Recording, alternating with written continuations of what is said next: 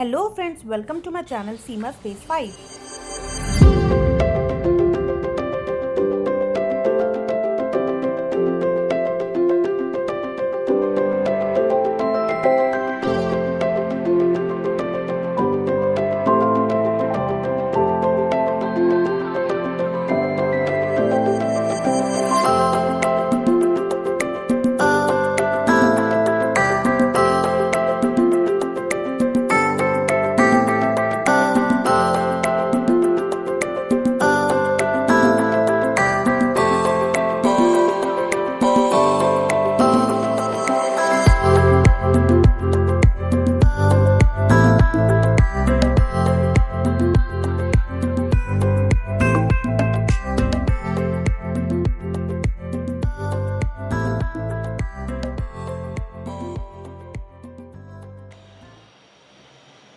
Hello friends, welcome back to my channel Seema space 5। हमारा बना है शिमला का प्लान।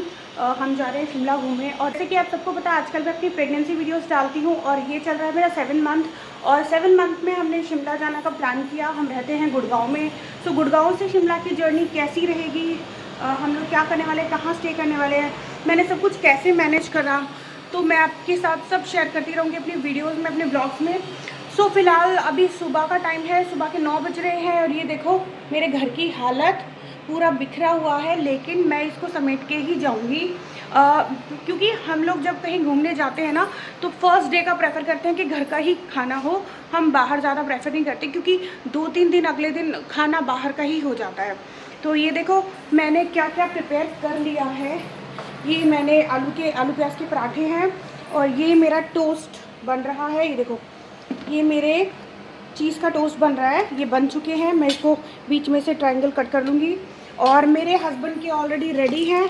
इनको पनीर के पसंद है तो उनके पनीर के रेडी हो गए हैं। और मैंने, क्योंकि अभी मौसम ठीक है, अक्टूबर का महीना है ना, तो मैंने पहले से पनीर की भुजी रात को बना के रख ली थी।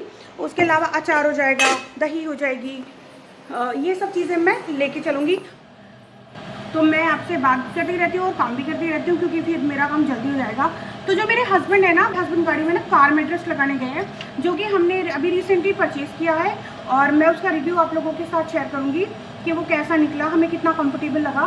हमारा पहला ट्रायल है, तो अभी वो लगाने गए हैं, देखते हैं कैसा उसका एक्सपीरियंस रहता है।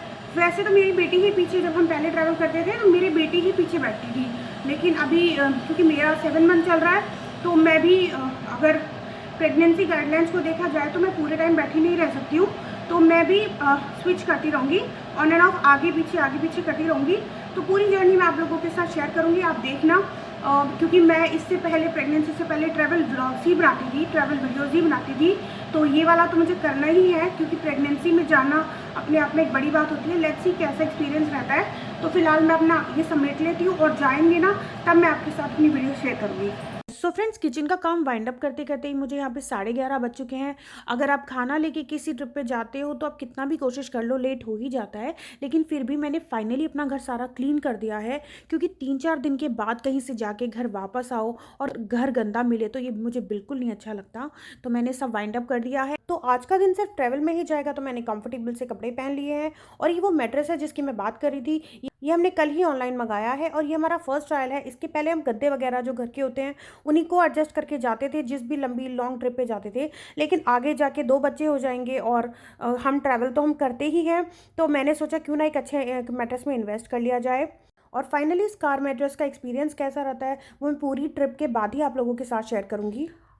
अभी तो हमारी ट्रैवल शुरू हुआ है और हमने सिर्फ पेट्रोल ही डलवाया है। किया का तो खाना पीना अभी से शुरू हो चुका है, क्योंकि बच्चों का घूमने फिरने के नाम पे सिर्फ खेलना और खाना ही रहता है।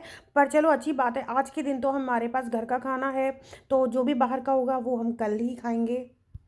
सो फाइनली हम लोग पहुंच चुके हैं शिमला और हमने कार लगा दी है अपनी कार पार्किंग में, जो कि शिमला टूरिज्म लिफ्ट के जस्ट सामने पड़ती है। कई सारी पार्किंग है, लेकिन ये पहली वाली पार्किंग है जो बिल्कुल टूरिज्म लिफ्ट के सामने पड़ती है। और आप सामने रिज देख सकते हैं, वो जो चर्च है, क्रिस्ट चर्च, ये माल रोड पे है और हम लोगों को वहीं जाना है। सो फ्रेंड्स, कार से बाहर निकलते ही इतनी प्यारी सी एक जो पहाड़ों की जो खुशबू होती है ना, वो आनी शुरू हो गई। इतना रिफ्रेशिंग सा लग रहा था, ठंडी ठंडी हवा थी। वैसे तो शिमला अपने आप में भी काफ़ी क्राउडेड हो चुका है पहले के मुताबिक, लेकिन जहाँ से हम आते हैं दिल्ली गुड़गांव से, और नवंबर दिसंबर जनवरी में तो पोल्यूशन का पीक लेवल होता है। ऐसे में अगर आप कहीं भी पहाड़ों पे चले जाओ तो आपको रिलैक्सिंग ही लगेगा। सो गाइस, हम लोग काफ़ी रात में पहुँचे 11 बजे, और यहाँ हमें टूरिज़्म लिफ्ट भी बंद मिल गया तो पैदल जाना पड़ रहा है, पर ये भी एक एक्सपीरियंस है। हमने सामने कूली को दे दिया है, पता नहीं कितना चलना पड़ेगा। मज़े आ रहे हैं? चलने से बच रहे थे, चलना ही पड़ गया।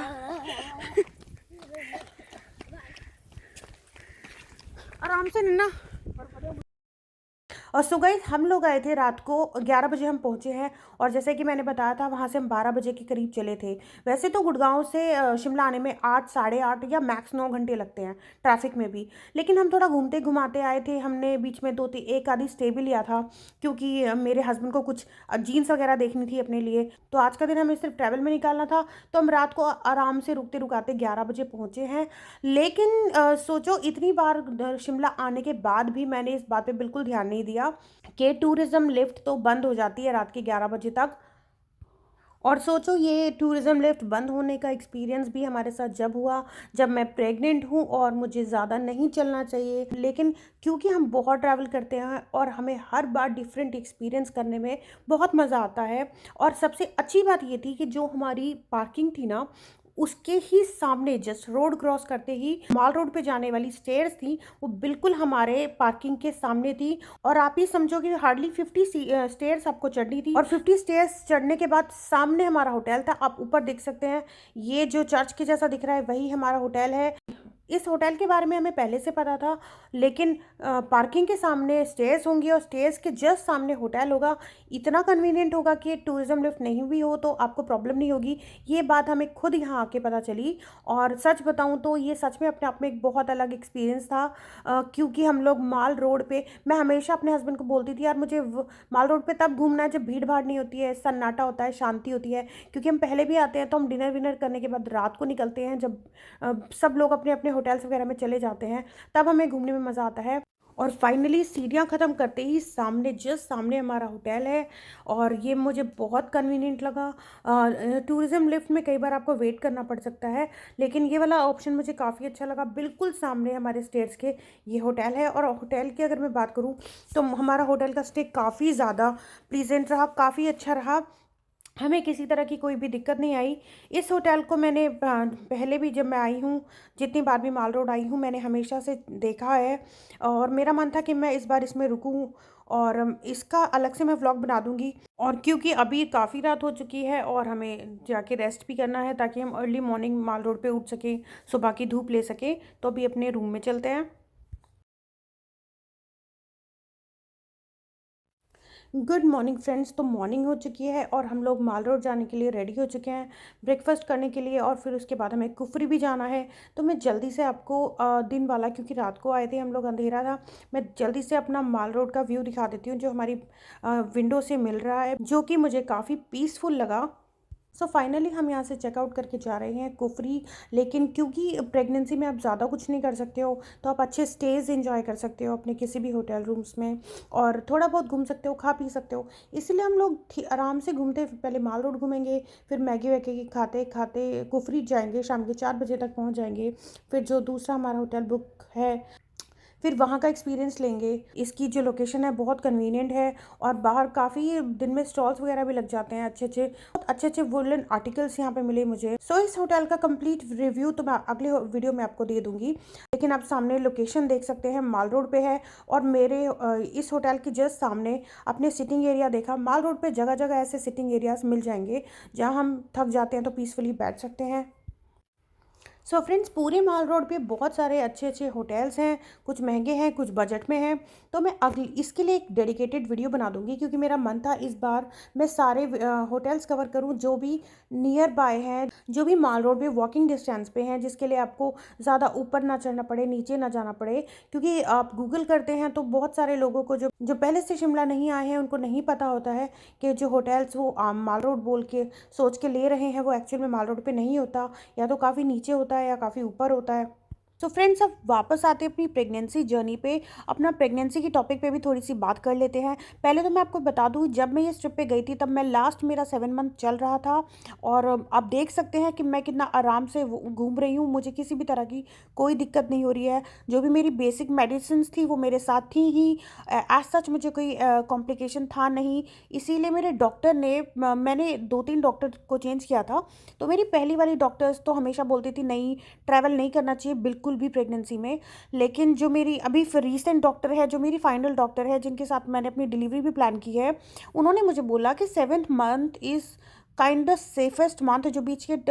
जो बीच का जो ट्राइमेस्टर होता है, सेकंड ट्राइमेस्टर प्लस 7 मंथ, आपके लिए काफ़ी सेफ होता है। आप ट्रैवल कर सकते हैं अगर आप सारे इंस्ट्रक्शंस को फॉलो करें तो। और वही मैंने किया। अपनी बेसिक मेडिसिन्स मैंने अपने साथ रखी थी। और आप देख सकते हैं जो मेरा होटल था ना वो माल रोड के एक कोने पे था, और ऐसे ही माल रोड दूसरे कोने से भी स्टार्ट होता है, और बीच में आप रिज पड़ता है आपको, द रिज जो है जहाँ पे चर्च है। तो आप मेरे होटल के वाले लोकेशन से भी अगर आप रिच तक जाते हैं तो 700-800 मीटर पड़ता है, या फिर आप 1-1.5 किलोमीटर पड़ता है जो हमें वॉक करके जाना होता है।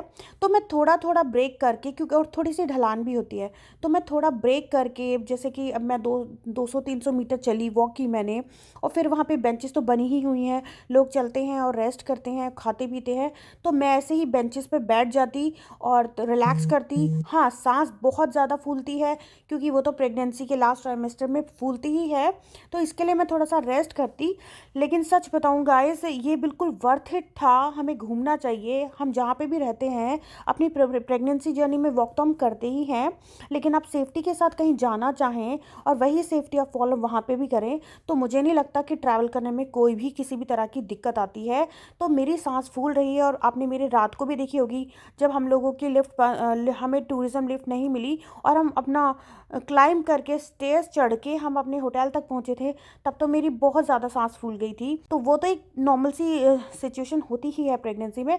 अदरवाइज़ मैं आपको बताऊं, मेरी ये जो जो ट्रिप हुई है ना, ये one of the safest trip हुई है। बहुत मज़ा आया। सच बताऊं तो किसी तरह का कोई कॉम्प्लिकेशन नहीं था।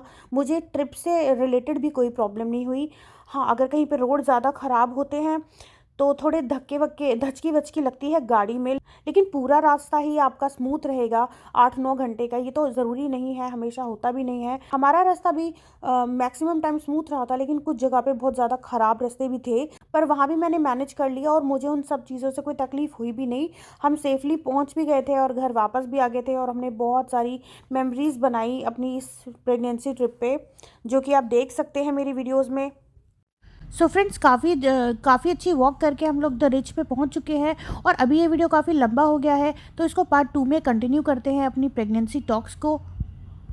अभी तक आपके माइंड में प्रेगनेंसी ट्रैवल से रिलेटेड कोई कम क्वेश्चन हो या शिमला से रिलेटेड कोई क्वेश्चन हो तो आप मुझे कमेंट कर सकते हैं। बाकी की हम पार्ट 2 में इस वीडियो को कंटिन्यू करते हैं और अपने प्रेगनेंसी टॉक को कंटिन्यू करते हैं। तो मिलते हैं अगली वीडियो में। Till then bye, take care. और मैं थक गई हूँ, मेरी सांस फूल रही है क्योंकि स्ट्रेस थोड़ी ज़्यादा है।